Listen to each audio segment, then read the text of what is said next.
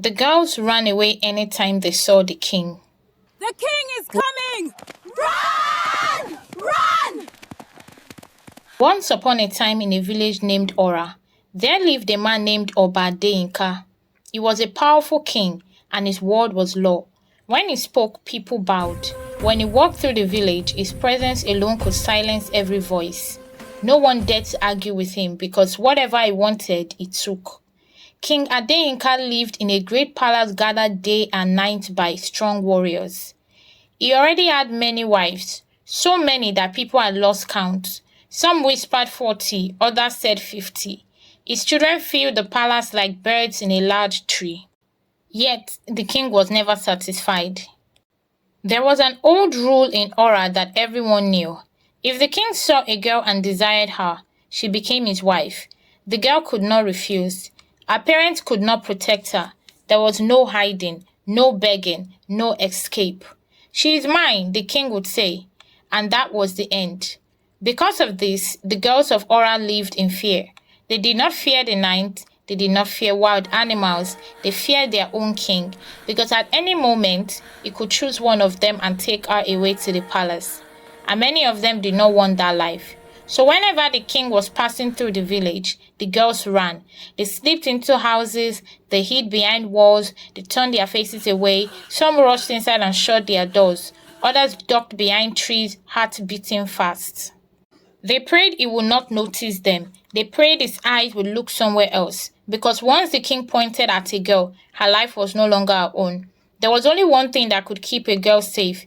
If she was not a virgin, the king could not marry her. Mothers warned their daughters every day, and that rule shaped the lives of every girl in Ora. In the same Ora lived Adesewa, a young girl of 18 years who had heard about the king all her life. She was the only daughter of her parents, a quiet girl with soft eyes and a shy smile. She lived at the edge of Ora, where the village met the forest.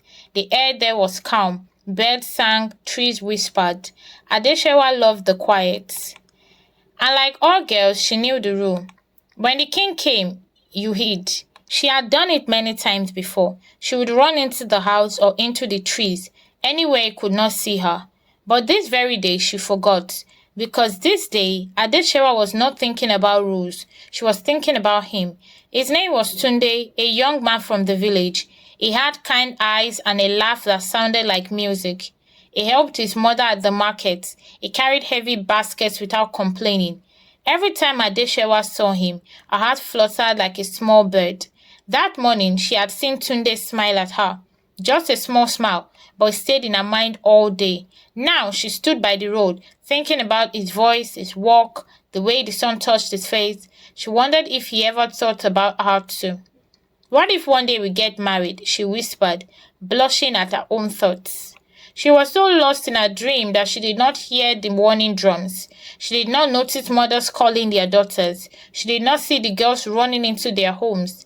The whole village went quiet, but Adesewa kept smiling softly to herself, thinking about Tunde. Then she felt it, a presence. The air suddenly felt heavy.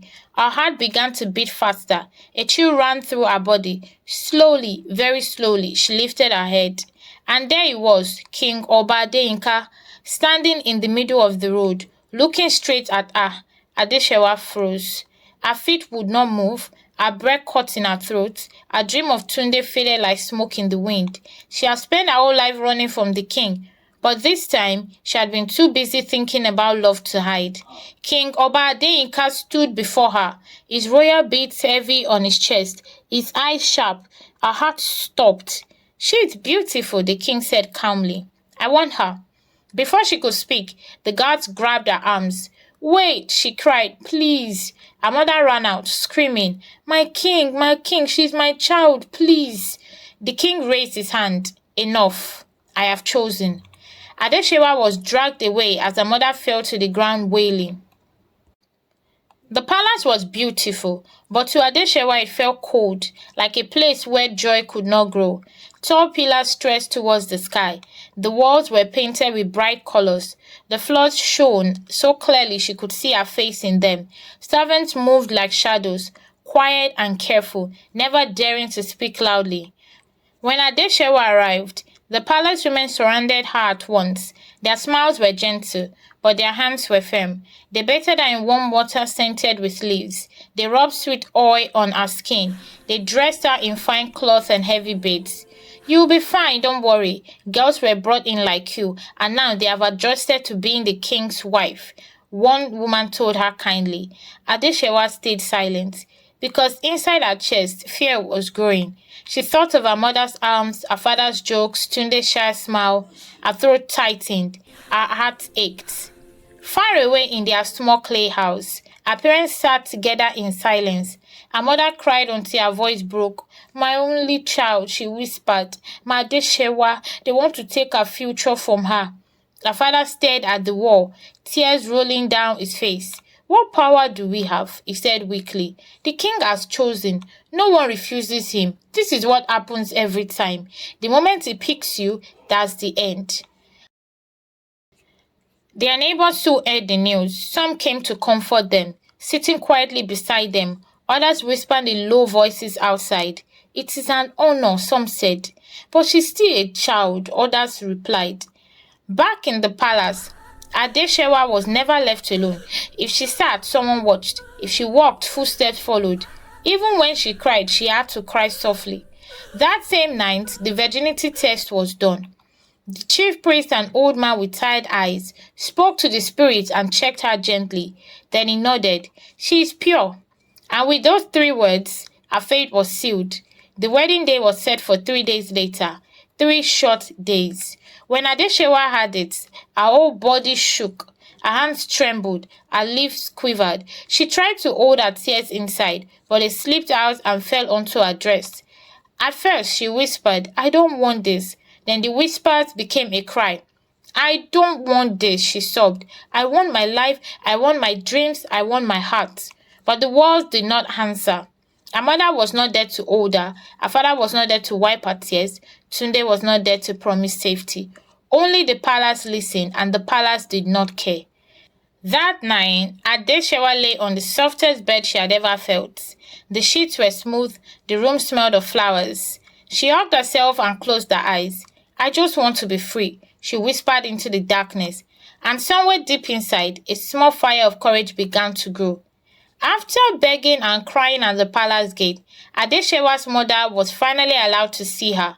The moment her mother saw her, she pulled her into a long tight hug and began to cry.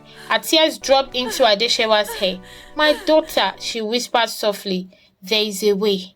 Adesewa lifted her head, confused. What way, Mama? Please, I don't want to marry the king. Her mother looked around to be sure no one was listening, then spoke carefully. If you are no longer pure, she said, the king cannot marry you. It is the law. Adesewa's eyes widened. Yes, I know about that, but I cannot sleep with a man. No. I cannot do that. Her mother nodded slowly. Don't worry. I know you can't, and I don't want you to either. The room went quiet. Both of them sat together, holding hands. Then Adesewa's mother said, outside the village of Ora, there is an old woman. She has a potion. You will drink it. It won't affect your virginity. It will only confuse the spirit and make it seem like you have lost your virginity. Then the king cannot marry you again. Adesewa looked confused and unsure of it, but she trusted her mom. Her mother promised to be back tomorrow before her wedding. She kissed her on the forehead and left her. Then Adesewa's mother immediately went to the old woman with a small lock of Adesewa's hair, as the old woman had instructed. She would do everything to prevent her daughter from being married. Her friend was married to the king and she never liked it. She didn't want her daughter to go through that. The old woman took a small lock of Adesewa's hair. She burned herbs, she spoke slow, strange words to the wind. At last, she mixed the potion. A kind palace maid, a friend of Adesewa's mother, who was shaking with fear, agreed to bring it to Adesewa in secret. If they find out, I will die, the maid whispered, but she took it anyway. She gave it to Adesewa and asked her to drink it quickly. Adesewa's hands trembled as she drank. Soon after, pain filled her body. She cried out as blood began to flow. And according to the tradition of Ora, she was no longer fit. The king could not marry her. Finally, the day of the wedding came.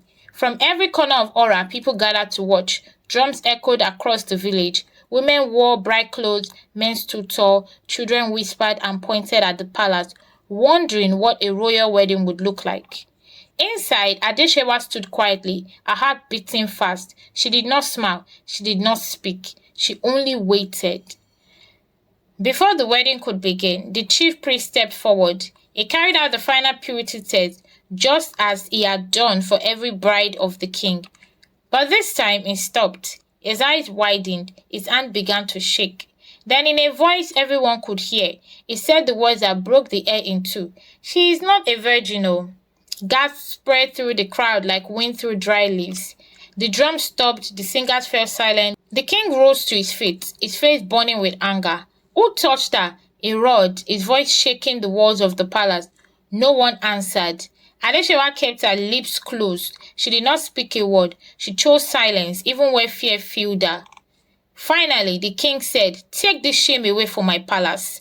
His voice thundered through Ora. The guards dragged Adesewa to jail, where they beat her and tortured her for intentionally deflowering herself so the king would not marry her. When they were done, they threw her out of the palace. Her hair was loose, her clothes were torn, her body was weak, but her spirit was still standing. Adesewa was hot and tired, but she slowly packed a few clothes into a small bundle. Her mother hugged her tightly and did not let go for a long time. "My child," her mother whispered, "you must go. Live your life, learn new things. One day come back stronger than today." Adesewa looked at her village aura, the houses, the trees, the red roads. She loved her home, but it had brought so much pain to her.